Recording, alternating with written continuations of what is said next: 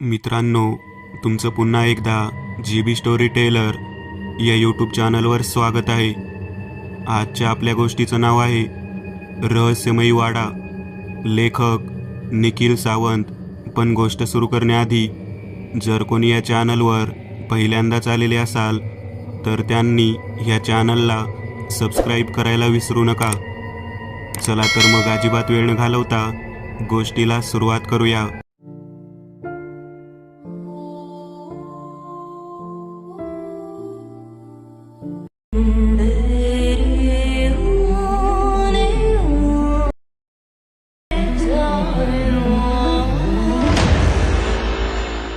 अरे पोरांनो, किती वेळा सांगितले त्या तळघरात सोडून कुठं खेळायचे तिकडे खेळा. ज्ञाना बाळा, तू तर तिकडे अजिबातच जाऊ नकोस. अजून तुला बरंच मोठं काम करायचं आहे. आजोबा खूप आशेने माझ्याकडे बघत म्हणाले होते. पण बाकीच्यांना म्हणजे माझ्या लहान बहिणीला आणि मामाच्या दोन्ही मुलांना आजोबा काठी उगारतच म्हणाले, परत जर तिकडे खेळताना कोणी दिसला तर एकेकाचं तंगडं तोडून हातात देतो बघा. खरं तर कसलं मोठं काम आणि कसलं काय, माझ्या तर सगळं ते डोक्यावरून जात होतं. आम्ही मात्र त्यांच्या बोलण्याकडे लक्ष न देता उलट त्यांना चिडवत त्यांच्या समोरून वाड्यातून बाहेर खेळायला गेलो. ए रखमा, तुला तर माहीत होतं ना, मग तुझं लक्ष कुठं असतं? किती वेळा तुम्हाला सांगितलंय बायकासने आणि पोरींना तिकडं तळघरात जायला मज्जा आहे म्हणून, पण माझ्या म्हाताऱ्याचं कोण कवा ऐकतंय? आजोबा जरा निराश स्वरातच आपल्या सुनबाईला म्हणाले, होय आबा, आम्हाला माहीत आहे तुम्ही तिकडं जाऊ नका म्हणून सांगितलंय, पर पोरं कुणाचं कवा ऐकत्यात? एवढं काय आहे त्या तळघरात कुणास ठाऊक? माझी मामी काळजीच्या स्वरात आपल्या सासऱ्यांना म्हणजे आबांना म्हणाली, तुम्हाला सांगून काय उपयोग आहे? जेव्हा कळल तेव्हा मी मेलेलो नसलो म्हणजे झालं. आबा जरा गंभीर आणि हताश होत म्हणाले आणि परत काठी टेकत टेकत जाऊन आपल्या बिछाण्यावर जाऊन पडले. वर बघत कसला विचार करत होते कुणास ठाऊक. मे महिन्याची सुट्टी म्हटले की सगळ्यांना आपल्या मामाचं गाव आठवतं. कधी एकदा मामाच्या गावाकडे जातोय असं व्हायचं. तिथल्या गमती जमती अजूनसुद्धा विसरता येत नाहीत. पण या गमती जमती सोबत आठवतो तो म्हणजे आमचा रहस्यमयी वाडा आणि तिथल्या काही अकल्पनीय गोष्टी ज्या आजसुद्धा अंगावर काटा आणून सोडतात. माझ्या मामाचं गाव कोकणात आहे आणि कोकण म्हटलं की तिथला निसर्ग डोळ्यासमोर उभा राहतो. हिरवीगार झाडी, नद्या आणि पावसाळ्यात ओसंडून वाहणारे धबधबे हे सगळं अक्षरशः डोळ्याचं पारणं फेडून टाकतात. तिथली अजून एक खासियत म्हटलं तर त्यांची घरं एकदम पद्धतशीर.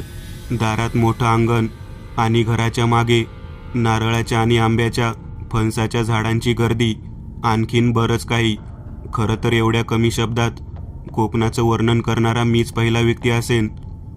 माझ्या मामाचं घर खरं तर ते घर नसून मोठा वाडा आहे. वाडा जवळपास 150 ते 200 वर्षांपूर्वीचा ऐतिहासिक वाडा.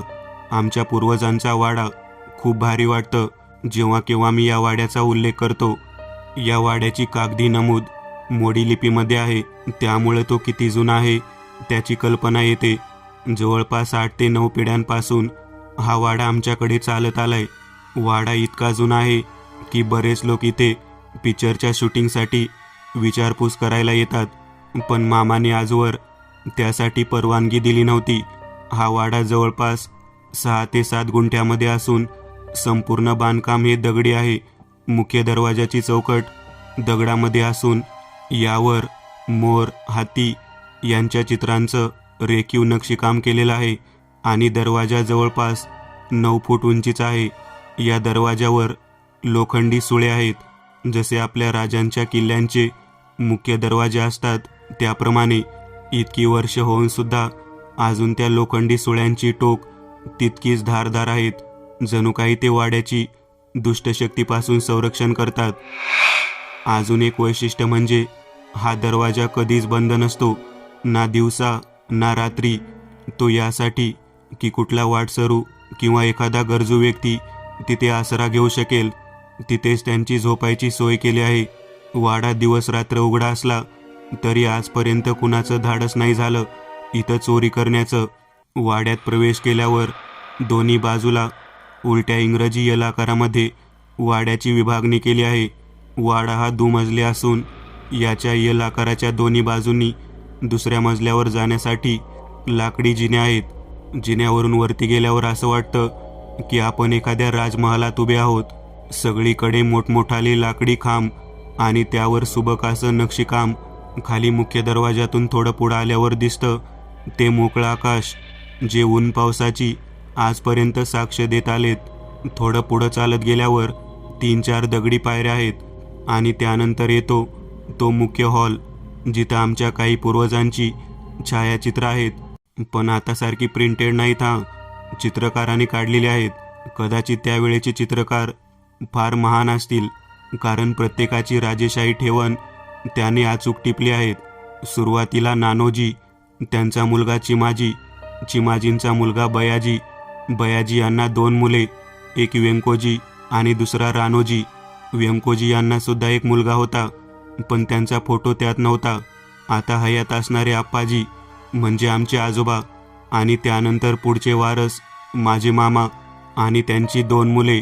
वाड्यात प्रत्येक भिंतीवर हरिण, काळवीट आणि वेगवेगळ्या प्राण्यांचे लाकडी मुखवटे लावले आहेत. रात्री चुकून भिंतीवर लक्ष गेलं तर काळजाचा ठोका चुकतो. असं वाटतं त्यांची टोकदार शिंगे कधीही आपला जीव घेतील. पण दुसरी चांगली गोष्ट म्हणजे इथं मोर आणि बदकसुद्धा पाळले आहेत, ज्यांची छोटी छोटी पिल्ले वाड्यातून इकडून तिकडं फिरत असतात. शिवाय मामाने माझ्यासाठी एक बकरीचं पिल्लूसुद्धा वाड्यात आणलं होतं, छोटं बोकड, आणि मी त्याला लाडाने धोंडू म्हणायचो. खूप जीव लावायचो मी त्याला. मामा मला सारखं म्हणायचा, एवढा जीव लावू नकोस, तुझा धोंड्या थोडा मोठा झाला की त्याला एका यात्रेला कापावंच लागेल, तुझ्यासारख्या पाहुण्यांना जेवायला. मला तर खूप रागच यायचा जेव्हा मामा असं म्हणायचा. खरं तर मला मटण मासे खूप आवडायचे आणि त्यासाठीच मी मामाच्या गावी यायचो. आपण जर पुन्हा वाड्याकडे येऊ. वाड्यामध्ये एकूण 16 खोल्या आहेत. वाड्याच्या मागच्या बाजूला मोठं असं जलकुंड आहे. जलकुंड म्हणजे आताच्या युगातला तुमचा स्विमिंग पूल. हे जलकुंड इतकं जुनं असून सुद्धा आजपर्यंत त्याला कुठूनही पाझर फुटला नाही, हे विशेष. दुसरी सगळ्यात रहस्यमय गोष्ट म्हणजे वाड्यात असणारं तळघर. या तळघरात जाण्यासाठी एकूण 3 रस्ते आहेत. त्यातला एक रस्ता घरातून आणि बाकीचे 2 रस्ते घराच्या बाहेरून जातात. पण आजवर आम्हाला बाहेरून येणारे 2 रस्ते कधीच सापडले नाहीत. त्याबद्दल आम्ही फक्त आजोबांकडून ऐकलं होतं. शिवाय आजोबांना सुद्धा ते रस्ते कुठून आहेत याबद्दल माहिती नव्हतं. कदाचित त्यांनी सुद्धा प्रयत्न केला असेल ते शोधण्याचा. तळघराची अजून एक खासियत होती, ती म्हणजे या तळघरात मुलींना आणि घरच्या किंवा बाहेरच्या कोणत्या स्त्रीला आत जाण्याची परवानगी नव्हती. तिसरी आणि महत्त्वाची गोष्ट म्हणजे या वाड्याला एक शाप आहे की या वाड्यात प्रत्येक येणाऱ्या पिढीमध्ये एकतरी अपंग मुलगी जन्माला येणार आणि ती वयात आल्यावर तिचा मृत्यू याच वाड्यात होणार. मरेपर्यंत तिला हाल सहन करावे लागणार होतं.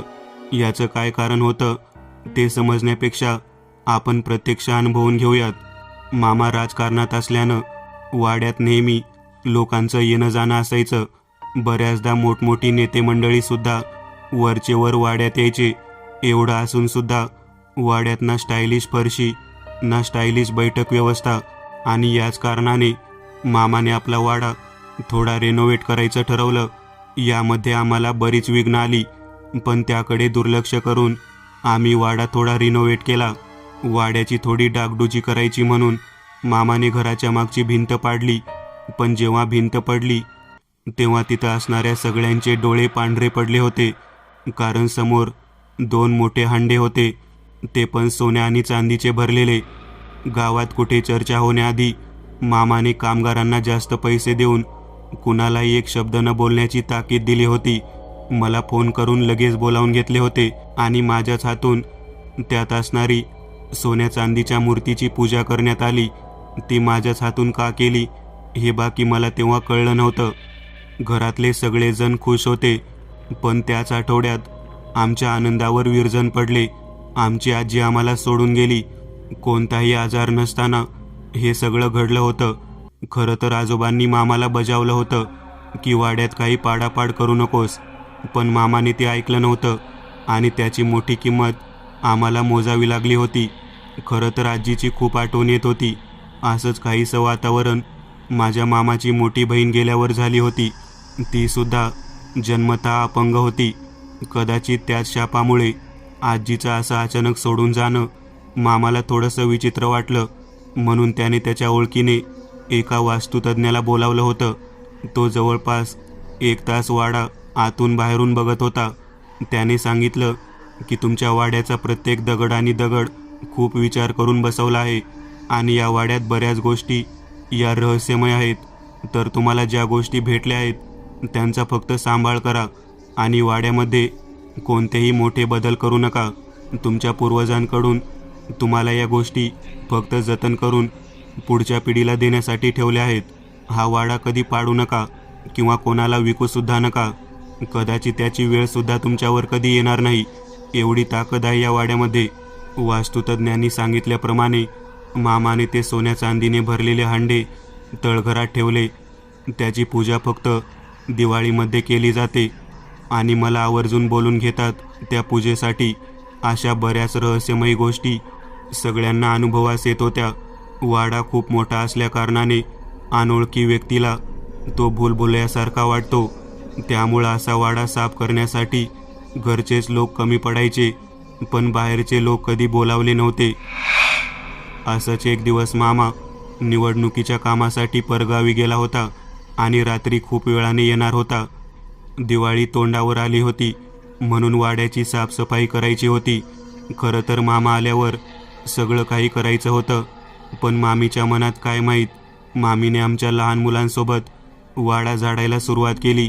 त्या दिवशी घरात आम्ही म्हणजे मी, माझी लहान बहीण आणि माझ्या मामाची 2 मुले आणि त्यांची एक अपंग बहीण, तसेच आजोबा आणि मामी असे एकूण 7 जण होतो.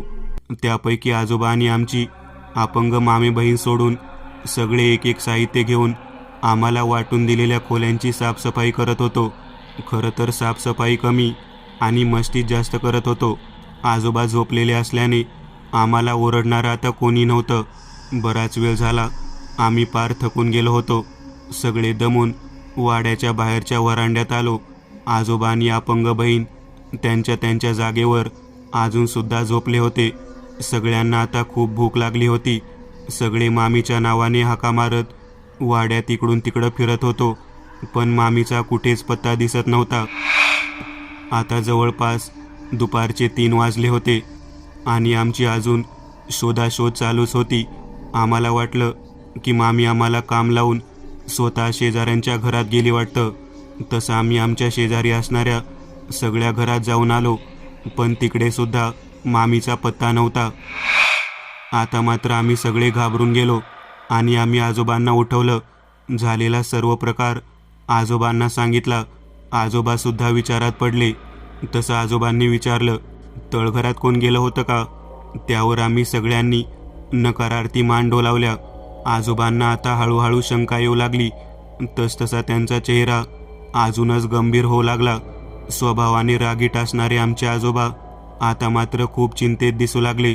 त्यांचा चेहरा पाहून माझी छोटी बहीण तर हळूहळू रडू लागली होती. कसंबसं तिला गप्प करून आम्ही तिला आमच्या अपंग बहिणीजवळ बसवलं. तसं बहीणसुद्धा काळजीत पडली आणि तीसुद्धा तिच्या आईबद्दल विचारू लागली. आजोबांनी मामाला फोन करून लवकर घरी यायला सांगितले. तसा मामासुद्धा घरी यायला निघाला.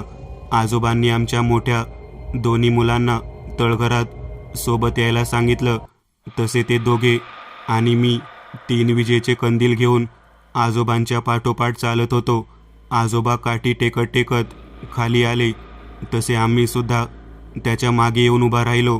खरं तर तळघरात येण्याची ही माझी 2री किंवा 3री वेळ असल्यामुळे मला फार भीती वाटत होती. शिवाय इथे सुद्धा भिंतीवर टोकदार आणि वेड्यावाकड्या शिंगांच्या हरणाचे लाकडी मुखवटे दिसत होते. पण त्यांच्या डोळ्यावर जेव्हा कंदिलाचा प्रकाश पडत होता तेव्हा ते सगळे जिवंत असल्याचा भास होत होता. ती सगळी दृश्य पाहून मला तर कापरच भरलं होतं. आजोबा सगळीकडे कंदील घेऊन मामी कुठे दिसते का ते पाहत होते. अंधाऱ्या एका कोपऱ्यात कोणीतरी उभं दिसलं, पण कंदिलाच्या मंद प्रकाशामध्ये ते नक्की कोण आहे ते कळत नव्हतं. बापरे, हे कोण आहे आता? पांढरा सदरा घातलेलं कोणीतरी उभं होतं. त्याला पाहून माझी तर भीतीने गाळणच उडाली. ती जी पण कोणी व्यक्ती होती ती फक्त समोरच्या भिंतीवर डोकं आपटत उभी होती. आम्हाला तर पुढे जायचं धाडस अजिबात होत नव्हतं. आजोबा धाडसी होते. ते हळूहळू पुढे जाऊ लागले. एका हाताने त्यांनी आम्हाला शांत बसायचा इशारा केला, पण माझे अंग भीतीने थरथरत होते. हळूहळू आजोबा त्यांच्या अगदी जवळ गेले आणि त्याला हात लावणार इतक्यात ती व्यक्ती मागे वळाली. तसं अंगावर सरकन काटा आला. केस विस्कटलेले, डोळे लालबुंद, डोक्यापासून मानेपर्यंत रक्ताने माखलेली ती व्यक्ती दुसरी तिसरी कोणी नसून आमची मामी होती. तिला या अवस्थेत बघून मी तर जोराची किंकाळी फोडली. तसे आजोबा सुद्धा मागे झाले. आता त्यांना सुद्धा तिच्या जवळ जायची भीती वाटत होती. मामीने हाताच्या बोटाने इशारा करून आम्हाला बाहेर जायला सांगितले. तसे मी मागे न बघता सरळ बाहेर पळत गेलो. तसा माझा भाऊ आणि आजोबा सुद्धा माझ्या पाठोपाठ माझ्या मागे आले. आम्ही तळघराच्या थोडं बाहेर येऊन अंधारात खाली बसलो होतो. सगळीकडे शांतता पसरली होती. कान लावून ऐकल्यावर कळलं की मामी भिंतीवर काहीतरी ओरबाडत आहे. ती नक्की काय करत आहे हे पाहायला मी आणि आजोबा थोडं खाली आलो. तेव्हा पाहिलं मामी आपल्या हाताच्या नखांनी भिंतीवर काहीतरी ओरबाडून शोधत आहे. आम्ही शांत बसून चालत असलेला प्रकार भीतीच्या नजरेने पाहत होतो. अचानक तिला आमच्या असण्याची चाहूल लागली. तशी ती थांबली आणि आपली मान तिरकी करून एक कटाक्ष आमच्याकडे टाकला आणि पळतच आमच्याकडे आली. आम्ही पुन्हा वरच्या बाजूला म्हणजे तळघराच्या बाहेर जायच्या पायरीवरून वर जाऊ लागलो. या धावपळीमध्ये माझा पाय अडखळला आणि मी तिथेच पडलो. तशी मामी माझ्याजवळ आली. तिने मला एका हाताने वर उचलले. माझा गळा पूर्णपणे दाबला गेला होता. माझ्या तोंडातून एक सुद्धा शब्द फुटत नव्हता. पण तिला अचानक काय झाले काय माहिती, तिने एकटक माझ्या डोळ्यात पाहिले आणि तिला एक वेगळाच आनंद झाला. तिने लगेच मला खाली ठेवले आणि माझ्या हाताला धरून मला ती त्या भिंतीजवळ घेऊन गेली आणि हाताच्या इशाऱ्याने काहीतरी सांगायचा प्रयत्न करत होती. मला भीतीपोटी ती काय सांगते ते अजिबात कळत नव्हते. इकडे आजोबा माझ्या मागे येऊन मामीला ढकलत होते. कसंबसं मी मामीच्या तावडीतून सुटलो आणि तिथून पळून सरळ बाहेर पडलो. तसे आजोबा काही मिनिटे खालीच होते. माझ्या मागे माझा भाऊसुद्धा आला होता. आता खाली फक्त आजोबा आणि मामी होती. 10 मिनिटामध्ये आजोबा वर आले. तसे ते थोडे घाबरले होते. तेवढ्यात अचानक मामी आमच्या समोर आली आणि आमच्या समोरूनच तळघरातून बाहेर वाड्यात गेली. जसं काय तिने आम्हाला पाहिलंच नाही. आम्ही तिला खूप हाका मारल्या, पण तिने आमच्याकडे ढुंकून पाहिलंसुद्धा नाही. मला आणि मामाच्या दोन्ही मुलांना आता काय करावं सुचत नव्हतं. आम्ही तिच्या मागे मागे गेलो. सोबत आजोबासुद्धा होते. आजोबांनी आम्हाला काठीच्या इशाऱ्याने दूर थांबायला सांगितले. आमची अपंग बहीणसुद्धा तिच्या अंथरुणात कशीबशी उठून आमची धावपळ बघत होती. मामी बाहेर वरांड्यात आली आणि पूर्ण वाडा निहाळू लागली. तिने आभाळाकडे हात करून जोडले आणि परत वाड्यात आली आणि एका खोलीत गेली आणि पलंगाजवळ असलेल्या तांब्यामधील पाणी पिऊन त्या पलंगावर जाऊन झोपली. झोपण्याआधी तिने तिच्या अंगातला पांढरा सदरा काढला आणि जवळच असलेल्या खुंटीला अडकवला. माझ्याकडे एकदा पाहिले आणि पलंगावर आडवी झाली. डोळे सताड उघडे, पण आजूबाजूला चालत असणाऱ्या गोष्टींची तिला अजिबातच कल्पना नव्हती किंवा ती पूर्णपणे त्याकडे दुर्लक्ष करत होती. अचानक तिने एक हात डोक्याखाली घेतला आणि तिचे डोळे बंद झाले. झोपताना तिच्या चेहऱ्यावर एक प्रकारचं समाधान होतं, पण ते कसलं असेल? मी प्रश्नार्थक नजरेने मामीकडे पाहत होतो. आबा आम्हाला म्हणाले मी येईपर्यंत कोणी बी तिच्या जवळ जायचं नाही. तसं आम्ही एकमेकांना बाजूला सरकत मागे झालो. आबा देवघरात गेले आणि त्यांनी स्वतःची काठी बाजूला ठेवून तिथे असणारी एक वेताची काठी घेतली आणि वरांड्यात गेले. त्यांनी सुद्धा काठी वर उचलत हात जोडले आणि गंभीर चेहऱ्याने तळघरात जाऊ लागले. मामाचा एक मुलगा आणि मी कंदील घेऊन तळघरात आबांच्या मागे मागे जाऊ लागलो. आजोबा काठी टेकत टेकत येऊन तळघरात पोहोचले. आम्ही सुद्धा मागे येऊन त्यांच्या मागे थांबलो. सगळीकडे शांतता होती. तळघर फार मोठं असल्यानं आम्ही कंदील घेऊन प्रत्येक कोपऱ्यात फिरत होतो. एका कोपऱ्यात पाहिल्यावर दिसलं की तिथं एका खोलीसारखं काहीतरी दिसत होतं. याआधी इथे कोणतीच खोली नव्हती. तिथल्या विटा बाजूला करून पाहिला असता एक दरवाजा दिसत होता, जो आजपर्यंत कोणीच पाहिला नव्हता, आजोबांनी सुद्धा नाही. आजोबांनी आमच्याकडचा एक कंदील घेतला आणि ते त्या खोलीत गेले. जवळपास 10 मिनिट ते त्या खोलीतून बाहेर आले. आम्हाला घेऊन ते पुन्हा तळघरातून बाहेर आले. पुन्हा सगळे आम्ही मामी ज्या खोलीत होती त्या खोलीत गेलो. तसे आबाने आम्हाला खाली बसून हात जोडून बसायला सांगितलं. आबासुद्धा सोबत असणारी काठी बाजूला ठेवून हात जोडून मामीच्या पलंगापासून थोडं दूर बसले होते. ते काहीतरी तोंडातल्या तोंडात बडबडत होते. खरं तर आम्हाला काही कळत नव्हतं, पण माफ कर, हात जोडतो, एवढंच काय ते आम्हाला समजत होतं. आजोबा पुन्हा एकदा वरांड्यात आले आणि आमच्या पूर्वजांचे फोटो होते त्यांना नमस्कार करून काहीतरी पुटपुटत होते. ते पुन्हा आत आले आणि आमच्या बाजूला बसून एकटक मामीकडे पाहून हात जोडत होते. जवळपास रात्रीचे 8 वाजले असतील. मामा धावतच वाड्यात आला. तसे आजोबांनी त्याला बाहेरच थांबवले आणि त्याला काहीतरी सांगितले. तसा मामासुद्धा घाम पुसत मामीच्या खोलीत आला आणि त्याने सुद्धा हात जोडले. आता जवळपास रात्रीचे 10 वाजले होते. सगळेजण तहानभूक विसरून मामीसाठी प्रार्थना करत बसलो होतो. अचानक मामी पुन्हा एकदा उठली आणि तिने जवळ असलेल्या पाण्याचा तांब्या उचलला, पण त्यात पाणी नव्हतं. तशी ती पुन्हा उठली आणि तळघरात जाऊ लागली. तसे आजोबा, मामा आणि आम्ही तिच्या मागून गेलो. मामी पुन्हा त्या खोलीत गेली आणि तिथे असलेल्या पलंगावर जाऊन झोपली. तसं मामाने आम्हाला वर जायला सांगितलं. आम्ही सगळे पुन्हा वर गेलो. जवळपास अर्ध्या तासाने मामा मामीला वरती घेऊन आला.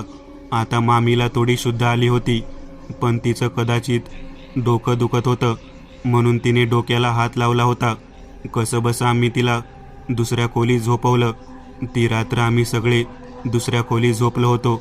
फक्त मामा आणि आजोबा मामीजवळ बसले होते. सकाळ झाली तशी मामी उठली, पण आता तिला जरा बरं वाटत होतं. तसं मामाने तिला चहा दिला आणि पलंगावर बसवलं.